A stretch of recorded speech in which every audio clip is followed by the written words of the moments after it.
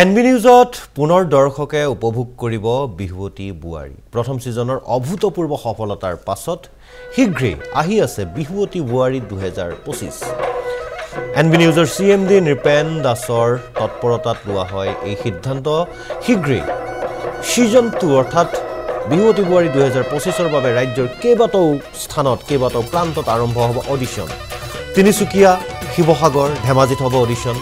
লগতে বিশ্বনাথ চাৰিআলি আৰু বঙাইগাঁও লগতে গুৱাহাটীত হ'ব অডিশ্যন শীঘ্ৰেই ঘোষণা কৰা হ'ব অডিশ্যনৰ তাৰিখ জানুৱাৰীৰ ঠিক মাজভাগ বা শেষৰ ফালৰ পৰা আৰম্ভ হ'ব অডিশ্যন আৰু এবাৰ পুৰস্কাৰ কিছু আয়োজন বিশাল আৰু পুৰস্কাৰো ডাঙৰকৈ ৰখা হৈছে প্ৰথম পুৰস্কাৰ হিচাপে থাকিব এখন চাৰিচকীয়া বাহন আৰু আকৰ্ষণীয় উপহাৰ অৰ্থাৎ অতি কমেও আপোনালোকে 5 পৰা 6 লাখ টকাৰ পুৰস্কাৰ পাব দ্বিতীয় প্ৰথম পুৰস্কাৰ থাকিব হিমান আৰু দ্বিতীয় পুৰস্কাৰ হিচাপে থাকিব এখন স্কুটি আৰু আকৰ্ষণীয় উপহাৰ লগতে তৃতীয় পুৰস্কাৰ হিচাপে থাকিব 52 ইঞ্চিৰ এলইডি টিভি আৰু আন আকৰ্ষণীয় উপহাৰ যেটো বিহুৱতী বুৱাৰীৰ যেটো প্ৰথম সিজন 2024ত আৰম্ভ হৈছিল ৰাজ্যৰ বিভিন্ন প্ৰান্তৰ পৰা প্ৰায় 250 অৰ্থাৎ 250ৰো অধিক প্ৰতিযোগীয়ে অডিশ্যনত অংশগ্ৰহণ কৰিছিল তাৰ পৰা মুষ্টিমেয় একাংশ আহি মূল প্ৰতিযোগিতাত অৱতীৰ্ণ হৈছিল আৰু সেই যেটা আমাৰ টেলিকাষ্ট হৈ আছিল সেই সময়ত বিভিন্ন জনে ফোন কৰিছিল বিশেষকৈ বুৱাৰী সকলে যিসকলে নাচি ভাল পায় জীয়ৰী জীৱনত যিসকলে ৰাজ্যৰ ইমূৰৰ পৰা সিমূৰলৈ বা অঞ্চলটোৰ বিভিন্ন প্ৰান্তত বিহু নাচিছিল কিন্তু বিবাহত আবদ্ধ হোৱাৰ পিছত বিবাহপকত আবদ্ধ হোৱাৰ পিছত সংসাৰ এখন হোৱাৰ পিছত সন্তান হোৱাৰ পিছত বিভিন্ন দায়িত্ব বিভিন্ন কাম নিজৰ চাকৰি ব্যৱসায় সন্তান ঘৰ সংসাৰ সকলো মিলাই তেওঁলোকে নিজৰ সেই প্ৰতিভাক যেন কৰবাত থাপি থুপি থবলগীয়া হৈছিল কিন্তু এনবি নিউজে যি সুবিধা দিলে তেওঁলোকক এনবি নিউজে যি এক মঞ্চ দিছে তাকে দেখি বিভিন্ন জনে আমাক ফোন কৰিছে অনুষ্ঠান চলি থকাৰ মাজতে যে অহা বছৰ আকৌ হ'বনে কেতিয়া হ'ব গতিকে সেই সকলৰ বাবে এতিয়া সুখবৰ যে শীঘ্ৰে আহি আছে বিহুৱতী বুৱাৰী 2025 অৰ্থাৎ সিজন 2 সিএমডি নৃপেন দাসৰ কিছু মন্তব্য আছে সেয়া আগবঢ়াইছো যোৱা বছৰ আমি এনবি নিউজৰ উদ্যোগত পতা বিহুৱতী বুৱাৰী কম্পিটিশ্যনখনে যথেষ্ট সমাদৰ লাভ কৰিছিল আমি গোটেই অসমজুৰি প্ৰায় 250 গৰাকী বিহুৱতী বুৱাৰীৰ মাজত কম্পিটিশ্যন পাতি আমি সাফল্যমণ্ডিত হৈছিলোঁ এইবাৰ ঠিক আমি যোৱা বছৰৰ নিচিনাকৈ বৃহৎভাৱে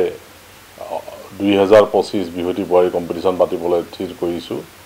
আমাৰ জানুৱাৰী 20 তাৰিখৰ পৰা অডিশ্যনবিলাক আৰম্ভ হ'ব অডিশ্যন আমাৰ প্ৰথমতে তিনিচুকীয়া ধেমাজি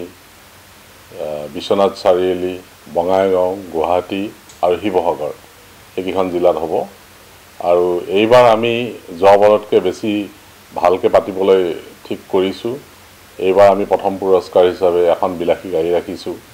দ্বিতীয় পুৰস্কাৰ হিচাপে স্কুটি এখন থাকিব আৰু তৃতীয় পুৰস্কাৰ হিচাপে 55 ইঞ্চিৰ আমি এটা টিভি দিবলৈ বিচাৰিছোঁ লগত কেইবাটা আকৰ্ষণীয় পুৰস্কাৰ থাকিব আৰু এইবাৰ আমি আশা কৰিছোঁ বিহুৱতী বুৱাৰীয়ে এটা আলোড়নৰ সৃষ্টি কৰিব কাৰণ ইতিমধ্যে আমাৰ কাৰ্যালয়লৈকে প্ৰায় সদায় বিহুৱতী বুৱাৰীবিলাকৰ টেলিফোন আহি থাকে আৰু বিহুৱতী বুৱাৰী পাতি এনবি নিউজে এটা অসমত প্ৰতিক্ৰিয়া সৃষ্টি কৰিছিল কাৰণ ইয়াৰ থিমটোৱে আছিল বুৱাৰীবিলাকক আমি পুনৰ উলিয়াই দিব বিচাৰিছিলোঁ যিবিলাক বুৱাৰীয়ে নিজৰ যৌৱনকাল চোৱাত তেওঁলোকে সুযোগ পোৱা নাছিল তেওঁলোকে পুনৰবাৰ যোগ্যতা স্থাপন কৰাৰ কাৰণে সুযোগ পাইছিল যোৱাবাৰ মই চাইছিলোঁ প্ৰায়খিনি বুৱাৰী আমাৰ ছোৱালীবিলাকতকৈ বিহুৱতী কুঁৱৰীবিলাকতকৈ ভালকৈ নাচিছিল এইবাৰ মই গম পোৱা মতে প্ৰায় 1000 মান বুৱাৰী ৰেডি হৈ আছে আমাৰ ইয়াত জইন কৰিবলৈ আমিও এনবি নিউজে বৃহৎভাৱে যুঁজা কৰিছোঁ আমি এটা ডাঙৰ টিম এটা ইতিমধ্যে আমি স্থাপন কৰিছোঁ উচ্চ মানদণ্ড জাজ থাকিব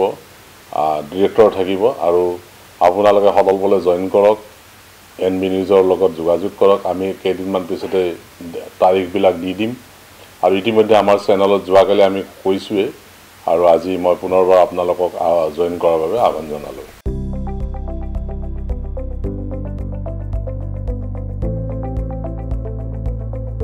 এনবি নিউজ সহজ সৰল ভাষাত নৱভাৰতৰ কথা